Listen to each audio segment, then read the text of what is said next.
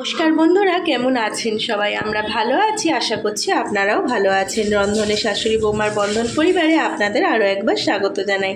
আজ চলে এসেছি মামুনির হাতের আরেকটি দারুণ মাছের ঝোলের রেসিপি নিয়ে। মামুনি এই ঝোলটা দুর্দান্ত বানায়, আমরা সবাই খুব পছন্দ করি বাড়ি, তাই ভাবলাম আপনারা তো করেনই সবাই, তাও আমরা বাড়িতে কিভাবে বানাই সেটাই আপনাদের সাথে শেয়ার করব। ভিডিওটা স্কিপ না করে দেখতে থাকুন। আজকে বেগুন, আলু আর মাছ দিয়ে একটা দুর্দান্ত স্বাদের মাছের ঝোল বানাবে মামুনি। তার জন্য প্রথমে কড়াইয়ে সর্ষে তেল দিয়ে তেলটা ভালো করে গরম করে নিয়েছে। এবার কড়াইয়ের মধ্যে দিয়ে দেবে লবণ হলুদ মাখিয়ে রাখা রুই মাছগুলো। এই ঝোলটা কিন্তু রুই মাছ দিয়ে সবথেকে বেশি ভালো লাগে। আপনারা চেষ্টা করবেন যদি বানান তাহলে রুই মাছটা বাজার থেকে ফ্রেশ রুই মাছ আনার জন্য। মামুনি প্রথমে তেল গরম হয়ে যেতে এবার কড়াইয়ে লবণ হলুদ মাখিয়ে রাখা মাছগুলো দিয়ে দিল। এবার এপিট ওপিট করে লাল করে মাছগুলো ভেজে নেবে।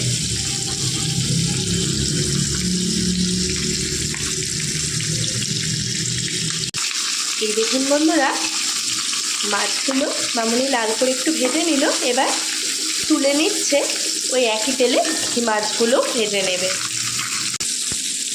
এই দেখুন মাছগুলো তুলে নিয়েছে মামুনি, আবার ওই একই তেলের মধ্যে বাকি মাছগুলো দিয়ে দিয়েছে। এগুলো লাল করে একটু ভেজে নেবে। আর এদিকে একটা মামুনি স্পেশাল মশলা এই ঝোলটা ব্যবহার করে, তার জন্য কী কী নিয়েছে দেখুন। এর মধ্যে নিয়েছে গোটা জিরে, কালো জিরে, আদা, কাঁচা পাকা যে লঙ্কা হয় একটু লাল লাল, ওই একটা লঙ্কা, আর অর্ধেকটা মতো টমেটো। এটা মসৃণ করে একটা পেস্ট করে নেব আমরা একটু জল দিয়ে। চলুন মাছগুলো ভাজা হয়ে যাক, তারপর দেখাচ্ছি। ততক্ষণ মশলাটা আমরা বেটে নিই। এই দেখুন মাছগুলো এদিকে ভাজা হতে হতে আমি এদিকে মামুনি রেডি করে দেওয়া মশলাটা একটা স্মুথ পেস্ট বানিয়ে নিয়েছি। চলুন মাছগুলো এবার মামুনি তুলে নিই, লাল করে ভাজা হয়ে গেছে। দেখুন বন্ধুরা, মামুনি মাছগুলো কি সুন্দর লাল লাল করে ভেজে তুলে নিয়েছে। এবার এদিকে লবণ হলুদ চিনি মাখিয়ে নিয়ে পাতলা পাতলা করে বেগুন কেটে মাখিয়ে নিয়েছে। এবার ওই মাছের তেলেই দিয়ে বেগুনগুলো ভেজে নেবে। বেগুনের ব্যাপারে আর একটা কথা বলে রাখি বন্ধুরা, এটা একটা টিপস ভাবতে পারে।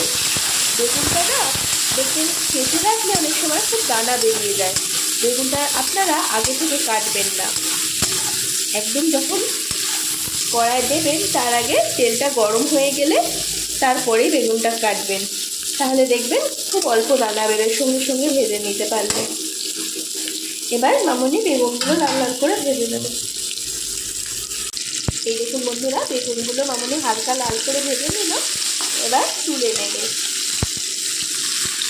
বেগুনগুলো খুব বেশি নরম করে ভাজা যাবে না, তাহলে কিন্তু তরকারির মধ্যে গলে যাবে, গোটা গোটা হয়ে থাকবে না। দেখুন রান্নাতে সেই সবজি মামুনি কি সুন্দর ঝোলটা করে, বেগুনগুলো একটাও ঘাঁটবে না, কি সুন্দর গোটা হয়ে থাকবে। বেগুনগুলো তুলে নিয়ে বেগুনে একটু চিনি দিলে কি হয়, বেগুনের কালারটাও খুব সুন্দর আছে, আর বেগুনে তেল ধরে না, তেল ছেড়ে দেয় তাড়াতাড়ি। চলুন বেগুনগুলো মামুনি তুলে নিই, তারপরে ওই একই তেলের মধ্যে ঝোলটা বসাবে। আপনারা ভিডিওটা স্কিপ না করে কিন্তু দেখতে থাকুন। এই দেখুন বন্ধুরা, মামুনি বেগুনগুলো তুলে নেওয়ার পর ওই একই তেলে দিয়ে দিচ্ছে সামান্য একটু 5 ফোড়ন। এবার দিয়ে দেবে খুব অল্প সামান্য একটু চেরা পেঁয়াজ আর একটি চেরা কাঁচা লঙ্কা।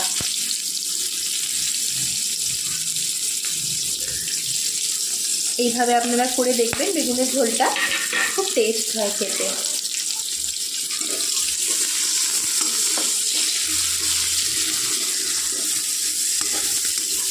পেঁয়াজটা হালকা করে নেড়ে নিয়ে এবার ওই মশলা বাটাটা একটু দিয়ে দেবে মামুনি। আদা জিরে কাঁচা লঙ্কা টমেটো আর কালো জিরে বাটা 2 চামচ মতো মশলা বাটাটা দিয়ে দিল মামুনি। এবার আদা পেঁয়াজ বাটাটা ভালো করে তেলের মধ্যে নেড়ে নিচ্ছে। এবার দিয়ে দেবে সামান্য চিনি আর একটু লবণ। যাতে মশলাটা তাড়াতাড়ি মসৃণ হয়ে যায় পেঁয়াজগুলো।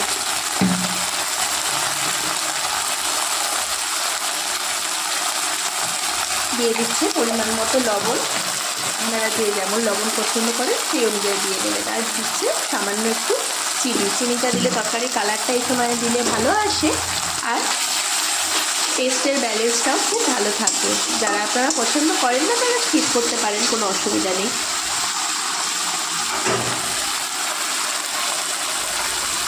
পেঁয়াজ আর এটা একটু নরম হয়ে যেতে মামুনি এবার দিয়ে দেবে হলুদ গুঁড়ো, দিয়ে দিচ্ছে জিরে, যেহেতু বাটা আছে খুব সামান্য একটু দিচ্ছে, আর দিয়ে দিচ্ছে কাশ্মীরি লঙ্কার গুঁড়ো 1 চামচ মতো, আর দেবে একটু গোলমরিচের গুঁড়ো। ব্যাস, আর কোনো মশলা লাগবে না। এবার মশলাটা ভালো করে কষিয়ে নেবে।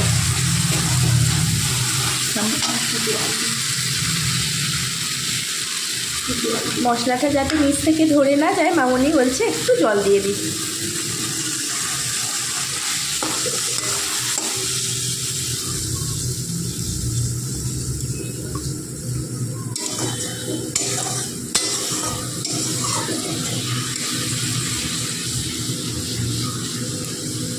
দেখুন মশলাটা এবার ভালো করে কষিয়ে নেবে যতক্ষণ না মশলা থেকে তেল ছাড়ছে আর কাঁচা গন্ধটা চলে যাচ্ছে।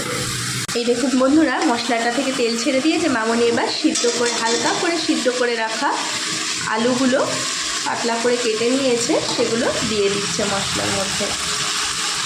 এবার মশলার সাথে আলুটা ভালো করে কষিয়ে নেবে।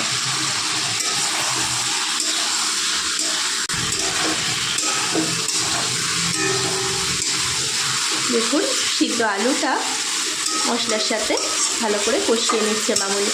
আলুটা কিন্তু বেশি সিদ্ধ করা যাবে না, একটু শক্ত থাকা অবস্থায় মানে হাফ বয়েল সিদ্ধ করবেন, বাকিটা ঝোলের সাথে সিদ্ধ হবে, নাহলে ঘাটা ঘাটা হয়ে যাবে।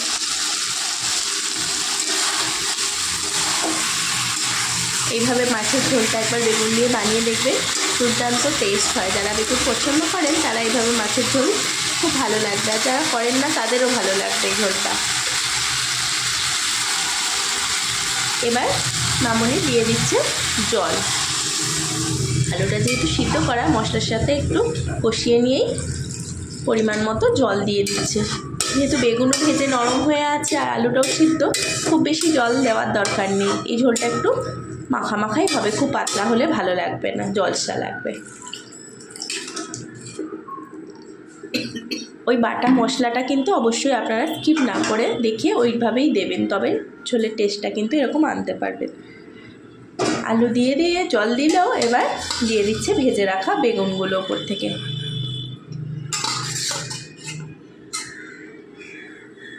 বেগুনটা যেভাবে মামুনি ভেজেছে ওইভাবেই ভাজবেন, তাহলে বেগুনটা ঝোলের মধ্যে গোটা গোটা হয়ে থাকবে।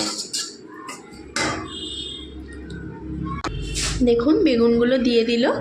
এবার মামুনি একটু মিনিট 5 ঢাকা দেবে ঝোলটা ফুটে ওঠার জন্য।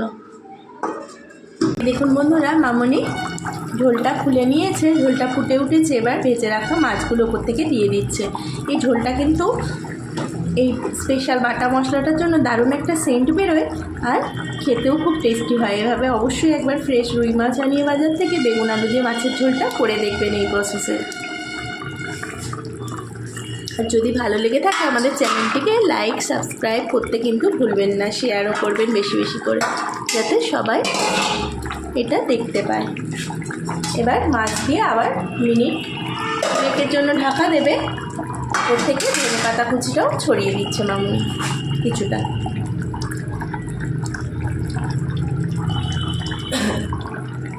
শীতকালে দেখবেন একটু সব কিছু ঝোল টোলে ধনে পাতা কুচিটা দিলে বেশি ভালো লাগে। আপনারা যারা পছন্দ করেন না, না দিলেও অসুবিধে নেই। এই দেখুন মামুনি দিয়ে দিল, মাছগুলো একটু ডুবিয়ে দিয়ে ঝোলের মধ্যে। এই সময় আপনারা একবার লবণ টবণগুলো টেস্ট করে দেখে নেবেন সব ঠিক আছে কিনা, যদি একটু কম বেশি মনে হয় আবার দিয়ে নেবেন। চলুন ঝোলটা আবার 2 মিনিটের জন্য ঢাকা দেবে মামুনি। এই দেখুন বন্ধুরা, মামুনি ঝোলটা খুলে নিচ্ছে, কত দূর হলো দেখবে বলে। এই তো হয়েই গেছে ঝোলটা, খুব সুন্দর একটা গন্ধ বেরোচ্ছে। আর আমরা যে রকম ঝোলটা রাখতে চাইছি সেই রকম হয়েও এসেছে। চলুন আমরা এবার পরিবেশন করে নিই, তারপর দেখাচ্ছি আবার আপনাদের। ভিডিওটা স্কিপ না করে কিন্তু পুরোটা দেখুন।